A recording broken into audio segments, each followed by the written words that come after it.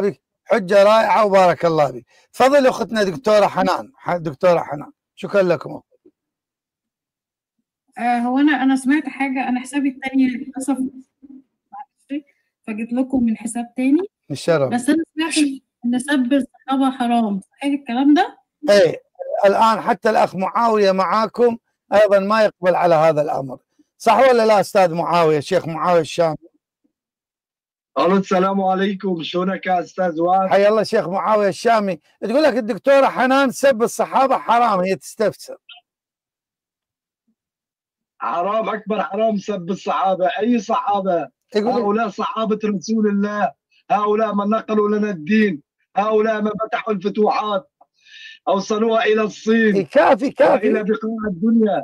خلاص حرام. لا اله يقول لك حرام وانتهينا، قلنا حرام. ايش بيك؟ سب الصحابه حرام. تفضل يا اختنا. يقول لك حرام. يا استاذ وائل. السلام عليكم. طول كامل. عليكم السلام ورحمه الله وبركاته. لحظه انا عندي مداخله يا استاذ. لحظه فاطمه الزهراء عليها السلام. لحظه اختنا لحظه. دور الدكتوره فاطمه. اخواني كبروها الدكتور. طب يا حاج، اليوم هو موضوعك ميراث بدك، وين شطيتوا قصتكم على الصحابه؟ الموضوع الان اطلع لك انا بقول ابو اديب. شلونك يا شيخ ابو اديب؟ ابو اديب ميراث بدك ارجوك خلينا نلتزم. لا هو في الحديث في الميراث يقول لك ذهبا العباس وعلي إلى عمر فاستبا. في الحديث هذا يعني وين الحديث؟ يقول لك فاستبا، يعني العباس سب علي وعلي سب العباس. هذا يعني في نفس الدقيقة، يعني في نفس الجلسة يقول لك فاستبا. هاي من باب المشاكلة يا حاج وعد، جاوبناكم 1000 مرة على هذا الموضوع، من باب المشاكلة بالحوار، ما بي اشكال. من باب المشاكلة، لكن لا يعتقد. لكن حافظ الظاهر، انت الظاهر حافظ هذا المشاكله. يقولون من جاوب عمر. عزيزي انت ممكن عزيزي بس خلينا نجاوب الحاج. ايش بيك انت؟ ما لها علاقه بالمشاكله حبيبي. لا عزيزي، هاي مشاكله.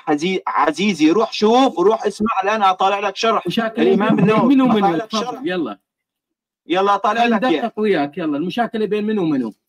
يلا بين منو ومنو؟ المشاكله بين العباس وعلي بن ابي طالب. التحافظ هي هاي المشاكله بين العباس وعلي بن ابي طالب. اين الاشكال؟ جيبها من النووي. جيبها بين سيدنا اصلا ما فاهم. والله انت الملك انك تطعن بالصحابه، هذا الشيء تفهم به. طيب ابو عديد، اخواني كبروا الدكتوره حنان. اخواني انا ما اعرف. بعد اذنك انا عندي من يمك تضغط على صورته وسويها. ما نقدر احنا، ما اعرف هالمره اليوم ما نقدر.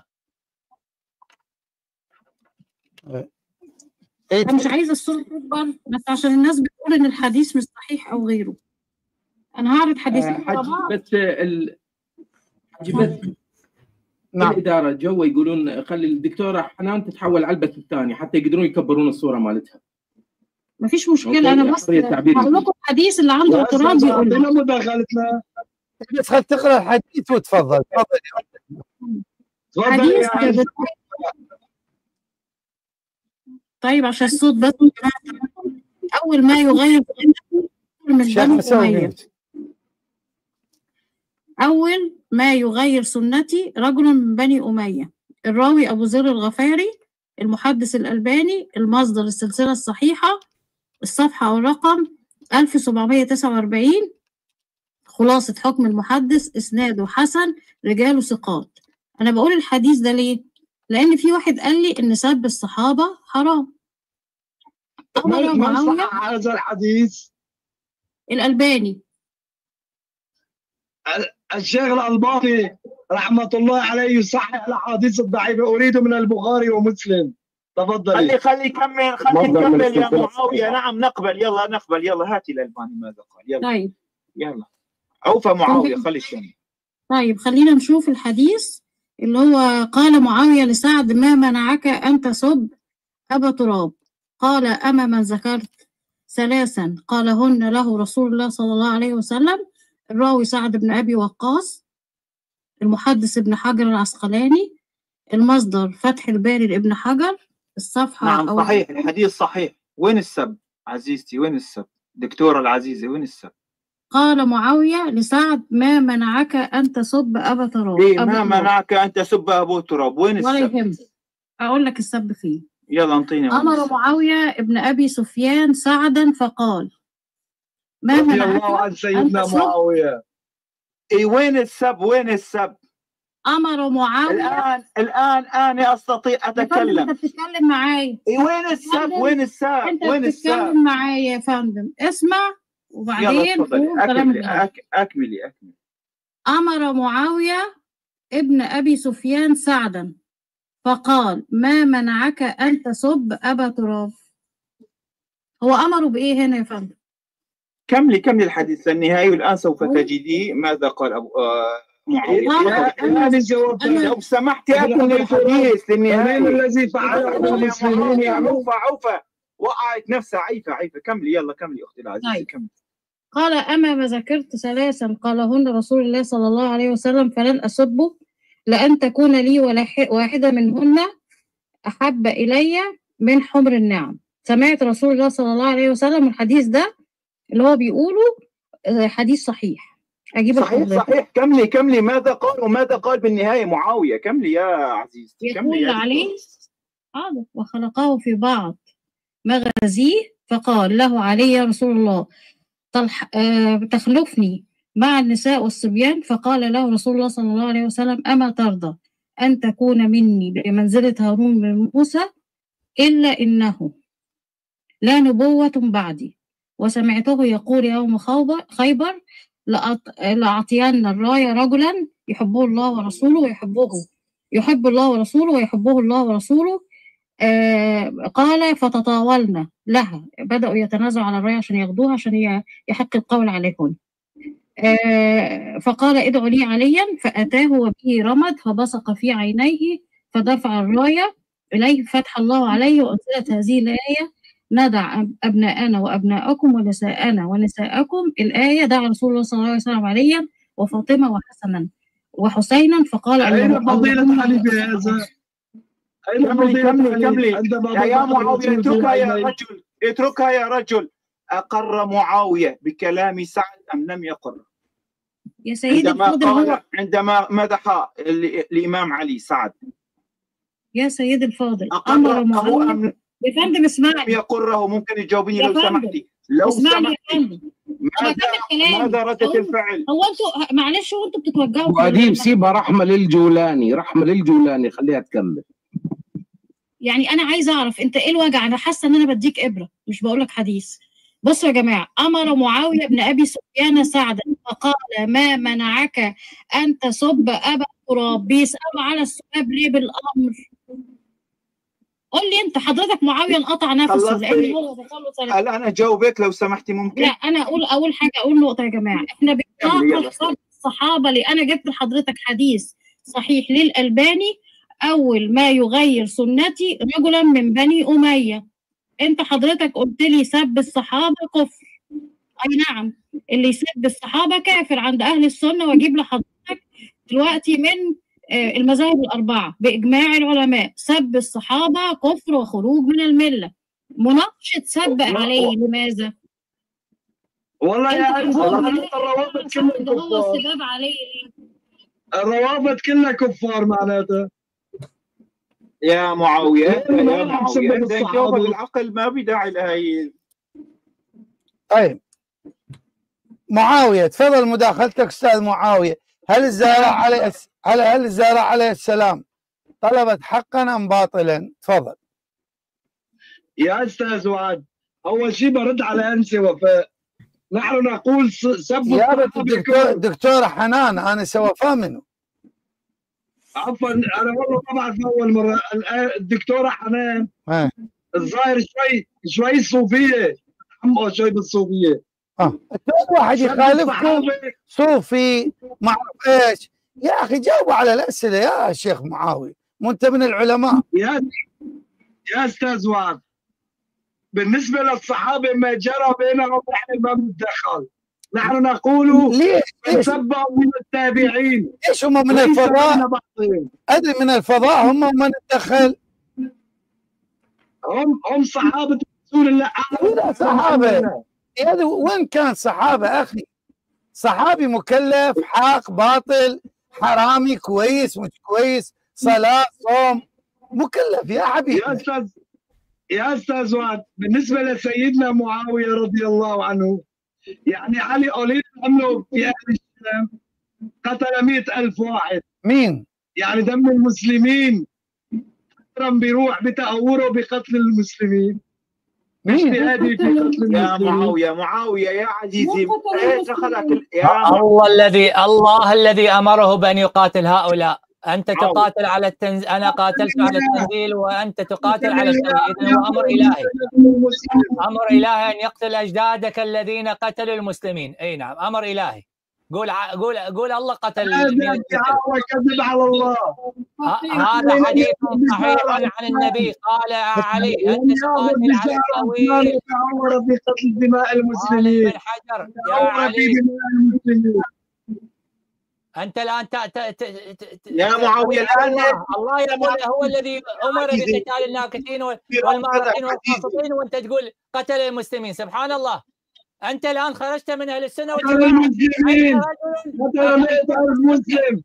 انت رجل انت باقوال العلماء من الفاسقين لانك انكرت السنه، سنه النبي صلى الله عليه واله، حديث صحيح. اي سنه؟ انت الان من الزنادقه لان انكرت السنه. امرت ان نقاتل الناكثين والقاسطين والمرقين. انت من الزنادقه يا معاويه. اخذ اوباش معه وخوارج والسبعيه. ليسوا اوباش، هؤلاء المؤمنين حقا. هل تقول عن عمار بن ياسر المؤمن الذي شهد له بالجنه من الاوباش؟ ذاك من عمار ومن السبعيه ومن انت قلت ياخذ اوباشا. انت الان خرجت من السنه، انت كفرت بالسنه الان. سبيت الصحابي عمار بن ياسر. نحن بيننا وبينكم كتاب الله. كتاب الله يقول المسلم على المسلم حرام. إذا مالك بن نويرة قتل خالد بن الوليد وكان مسلما. المسلمين. إذا جماعة أبا بكر ليس مسلما لأنه أمر بقتل مالك بن نويرة. يلا. مالك بن نويرة مرتد، رفض. كان صحابيا. إذا الصحابة إذا الآن أنت تراجعت. الصحابي قد يرتد. سيدنا أبو بكر حارب المرتدين. ألم يكن مالك بن نويرة صحابيا يا أستاذ؟ ألم يكن؟ إذا من الصحابة من ارتدوا. إذا أنت كيف تترضى على كل الصحابة؟ كان صحابيا منافقا لعنه الله. إذا الله أكبر. إذا في الصحابة منافقين. شهدتم يا أخوان؟ وهم يترضون عن الجميع. الله أكبر. والله عجيب يا أخوان. لحظة أبو معاوية يقول كان صحابيا ومن المنافقين. طيب شلون رضي الله عن المنافقين أجمعين؟ طيب أخونا عدالة الصحابة. أبناء الفاروق تسمعني؟ أبناء الفاروق. طيب أبو أحمد تسمعني؟ ايوه اسمعك. الصحابي أبو أحمد هو من آمن بالنبي ومات على ذلك. هذه معلومة معروفة عند كل أهل السنة. لحظة. الصحابي من آمن بالنبي ومات على ذلك. يا لحظة اضطريت المضيف. طينا مجال خلينا نفتهم القضية. مين قال هذا الكلام؟ نعم. مين قال؟ هذا معروف عندنا. مين قال؟ انت سني اريد من النبي قال الصحابي مات على ذلك. علماءنا كل مين جابوا يا اخي؟ لحظة من آمن بالنبي ومات على الاسلام. اذا تسمعني لحظة. من اول مخترع لهذا التعريف؟ المخترع من اخترعه؟ هذا موجود في القرآن عندنا. القرآن اخترع الصحابي من مات على الإسلام وما ادري شنو رأى النبي وهذا. نعم. بالله قرأ من الأولون من المهاجرين والأنصار والذين اتبعوهم بإحسان رضي الله عنهم ورضوا عنه. هذه آية واضحة. هذا التعريف له الآية. هذه الآية ضمنها التعريف بالصحابة المهاجرين والأنصار. نعم. الذين آمنوا بالنبي وماتوا على الإسلام. هل النبي صلى الله عليه وآله قال من هاي الآية وعرف لكم التعريف؟ يا رجل هذا شيء معروف بديهي، شيء هل النبي بديهي. أنا سؤالي واضح. هل الصحابي يسمى صحابيا؟ أنتم سنة خليك وياي السابقون الأولون من المهاجرين ولا ما يسكت أنت قلت أنت ليش تهربون من الأدلة؟ لماذا تهرب من الدليل الذي أنت سقته؟ أنت جئت بدليل، خلينا نناقشه. تقفز من دليل. انت جئت والسابقون الاولون، قلت لك من اول. شيخنا سوي ميوت لانه في ضوضاء مضطر. سوي ميوت من يمك شيخنا. نعم احسنت. من تتكلم بس اضغط الله يرحم والديك لانه الصوت يتردد. شوف اخونا الكريم، الان انت قلت لك من اول مخترع لتعريف الصحابي؟ قلت لي القرآن. يلا تفضل اعطينا من القرآن. قلت والسابقون الأولون. حلو، نزلت آية والسابقون الأولون. هل النبي صلى الله عليه وآله من هذه الآية عرف هذا التعريف؟ لا. هل الصحابي عرف هذا التعريف؟ طيني صحابي استشف من هذه الآية وعرفها لكم هذا التعريف. تفضل. هل الصحابي يسمى صحابيا اذا كان منافقا؟ اقول له هل يرجع لي اياها ضربه مرتده. يعني يشوف الظل اظل انا هل وانت تهلهل. الان الصحابي مع المنافق. ولك هل النبي صلى الله عليه واله من هاي الايه التي جئت بها، هل النبي استشف استلخص عرف الصحابه؟ هل الصحابه نفسهم قرأوا هذه الايه فعرفوها؟ هل التابعين قرأوا هذه الآية وعرفوا الصحابي؟ الطيني. نعم. الطيني المصدر. تفضل. نعم. مصدر الآيات والأحاديث. المصدر الكتاب والصفحة. الكتاب والصفحة. الكتاب والصفحة. الصفحة والكتاب. الكتاب والصفحة. الصفحة والكتاب. الكتاب والصفحة. الصفحة والكتاب. صفحتك كتابك.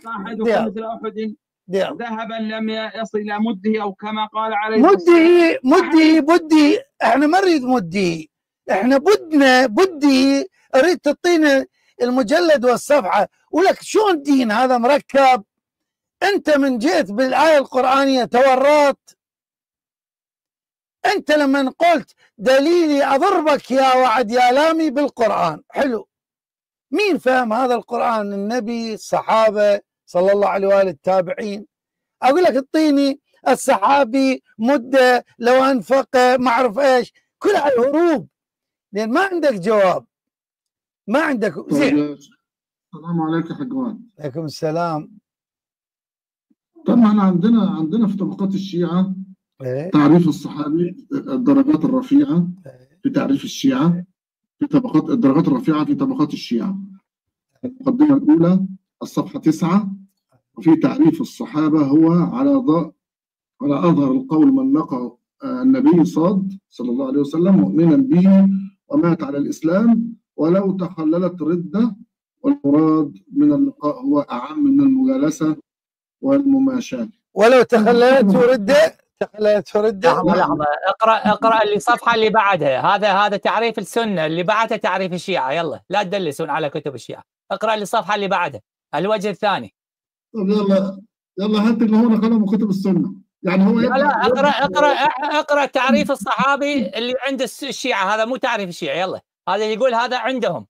لا لحظة هو عرف الصحابي أنه ولو تخللت ردة، صح؟ كمان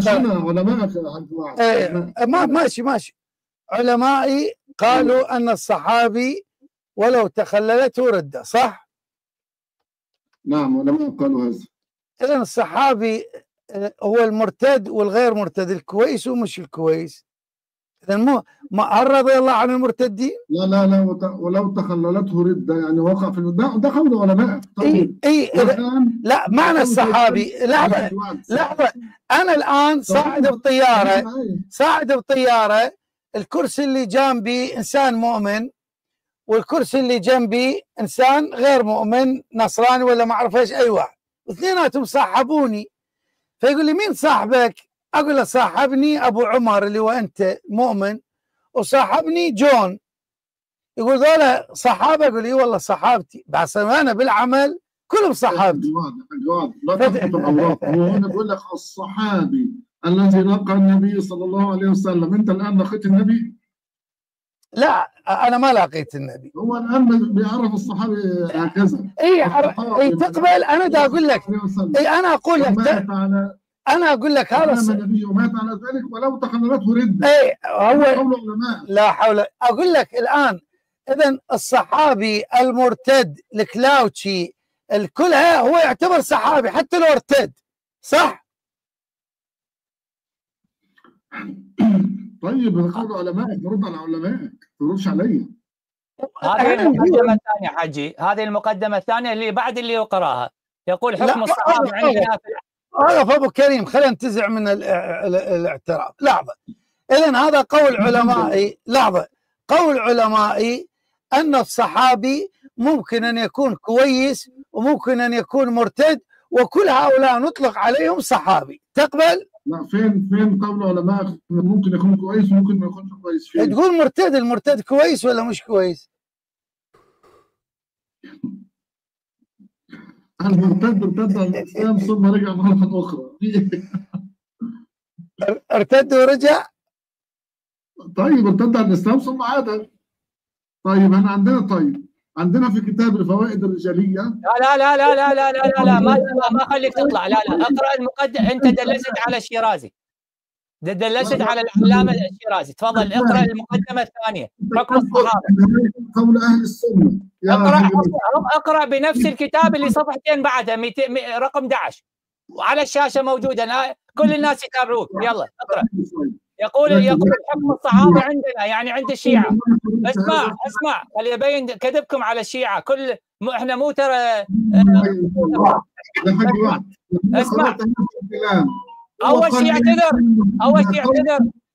ابو عمر، اعتذر عن قولك ان هذا قول الشيعه للصحابه. اسمع منا خلينا نفتهم الان. شو ابو كريم؟ تفضل ابو كريم. يقول المقدمه الثانيه حكم الصحابه. حكم الصحابه عندنا في العداله حكم غيرهم، ولا يتحتم الحكم بالإيمان والعدالة بمجرد الصحبة، ولا يحصل بها النجاة من عقاب النار وغضب الجبار إلا أن يكون مع يقين الإيمان وخلوص الجنان. فمن علمنا عدالته وإيمانه وحفظه وصية رسول الله في أهل بيته، وأنه مات على ذلك كسلمان وأبي ذر وعمار، واليناه وتقربنا إلى الله تعالى بحبه. ومن علمنا أنه انقلب على عقبه وأظهر العداوة لأهل البيت عليهم السلام، عاديناه لله تعالى وتبرأنا إلى الله منه ونسكت عن المجهول حاله.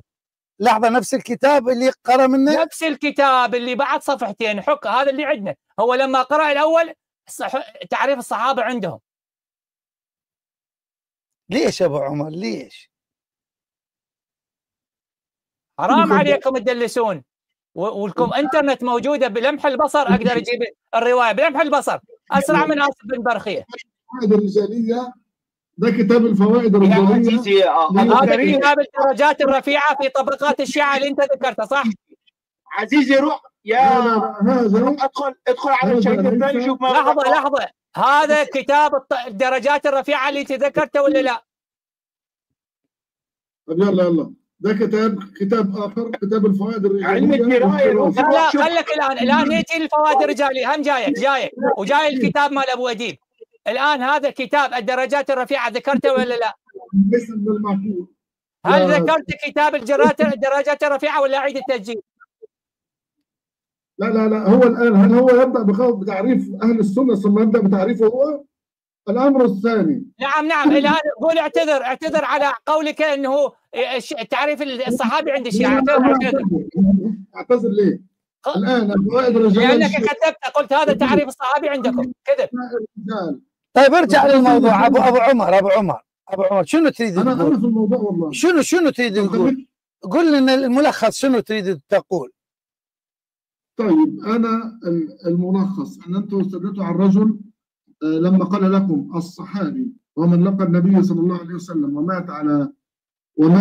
وآمن به ومات على ذلك، أنتم من أين أتيتم ومن ثم أظهرنا القول أن هذا المكتوب عند علماء الشيعة. أقوال علماء الشيعة عندكم؟ لا علماء الشيعة بس أخونا أبو عمر، افرض أنه علماء الشيعة كلهم عرفوا هذا التعريف، هو يبقى أنه الإنسان اخترع هذا التعريف. يقول لك شنو الكمبيوتر؟ الكمبيوتر هو عبارة عن جهاز ما أعرف إيش، هذا أنواع ما أعرف إيش، يعرف هو. أنت الآن لما تقول لي الصحابي الذي هو ماذا؟ الذي وعاصر النبي صلى الله عليه وآله من المسلمين يعتبر من أصحابه. هذه الكلمات الزايدة اللي أنتم جبتوها، مات على الإيمان وهو عنه راض وما أدري شنو، هذه ما موجودة في البخاري نفسه.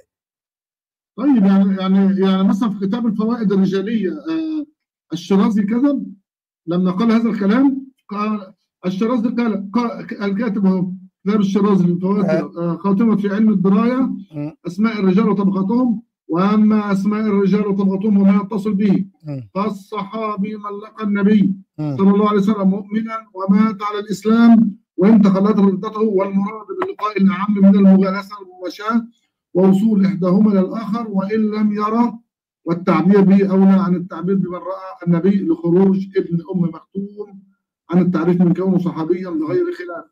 هذا نفس كلام ابن حجر. نعم نفس هذا تعريف الصحابي من كتبك، اقرأ بعدها كمل. يعني الآن الشيعة ليس عندهم تعريف فبينقلوا من كتب السنة. وقلت لك ذكرت لك تعريف الشيعة لحكم الثاني، المقدمة الثانية. طيب اذكروا تاني كده عشان ما خدتش بالي، اذكروا تاني يلا تفضل. تفضل. للدرجات الرفيعة المقدمة الثانية هاي رقم 11. حكم الصحابة عندنا في العدالة حكم غيرهم، ولا يتحتم الحكم بالإيمان والعدالة بمجرد الصحبة، ولا يحصل بها النجاة من عقاب النار وغضب الجبار إلا أن يكون مع يقين الإيمان وخلوص الجنان. فمن علمنا عدالته وإيمانه وحفظه وصية رسول الله صلى الله عليه وآله في أهل بيته وأنه مات على ذلك كسلمان وأبي ذر وعمار واليناه وتقربنا إلى الله تعالى بحبه. ومن علمنا أنه انقلب على عقبه وأظهر العداوة لأهل البيت عليهم السلام عاديناه لله تعالى وتبرأنا إلى الله منه ونسكت عن المجهول حاله. وقالت العامة والحشوية الواجب الكف والإمساك عن جميع الصحابة وعما شجر بينهم واعتقاد الإيمان والعدالة فيهم جميعا وحسن الظن بهم كلهم. وقال أبو المعالي الجويني منهم أن رسول الله نهى عن الكلام فيه فيما شجر بين أصحابه وقال إلى آخر. هذا كلام السنة. أما الشيعة الأول المقدمة الثانية، فهو يجي العالم الشيعي يبين المقدمة الأولى لكم بعدين يأتي بالمقدمة الثانية. تفضل الحاج. طيب الآن أبو عمر الأخذ الفقار المغربي سأل أبو أحمد وما استطاع أن يجيب، وسأل كل اللي تداخلوا معنا وما استطاع أن يجيبوا. سألهم سؤال عن قضية فدك وزارع عليه السلام. تسمح أنه يعيد لك السؤال؟ تفضل لو استطعت أجيب ما استطعت.